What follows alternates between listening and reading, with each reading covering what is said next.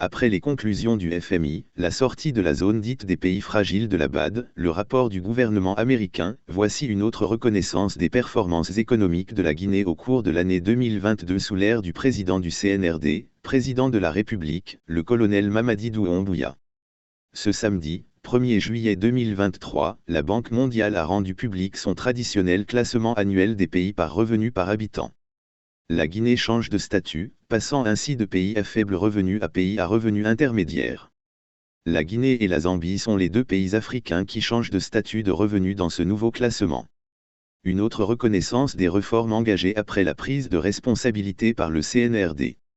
Malgré une situation économique mondiale marquée, notamment par les effets de la pandémie à Covid-19 et la guerre russo-ukrainienne, l'économie guinéenne s'est révélée résiliente au cours de l'année dernière. Les données concernant le pays dirigé par le président du CNRD, le colonel Mamadi Doumbouya, montrent une croissance de 5,5% en 2022 alors que la prévision était de 5,1%. Un tableau reluisant soutenu par la contribution de toutes les branches d'activité à la croissance, notamment les activités minières.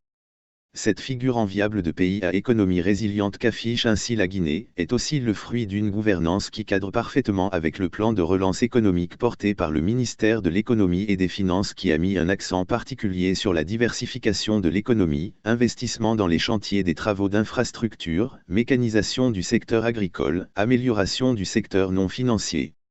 Ce qui a eu des résultats palpables qui donnent un nouveau visage à la situation économique du pays.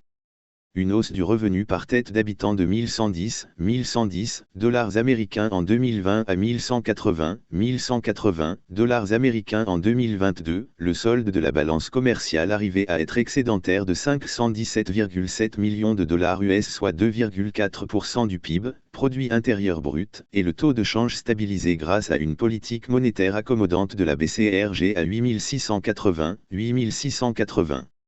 Ce n'est pas tout. La rigueur et la bonne gestion impulsées par la politique de refondation prônée par les autorités du pays, ont permis à la Guinée de parvenir à la réduction et à la stabilisation de son taux d'inflation à 8,6% malgré le contexte d'inflation mondiale. Le fait que la Guinée quitte d'un statut de pays à faible revenu pour celui d'un pays à revenu intermédiaire de la tranche inférieure, est l'illustration la plus éloquente de la bonne trajectoire sur laquelle le pays se trouve en matière de gouvernance, de croissance et de réduction de la pauvreté. Ce classement de la Banque mondiale dont devrait être fier le président de la République, le CNRD, le gouvernement, les autorités institutionnelles ainsi que tous les acteurs de conception et de mise en œuvre des politiques publiques, est donc une juste reconnaissance méritée des réformes ayant permis des résultats caractérisants en 2022.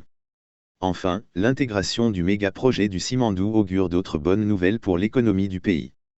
Il s'agira, sous le leadership du président de la République, de poursuivre la réduction des disparités et la distribution égalitaire des revenus au nom du rassemblement.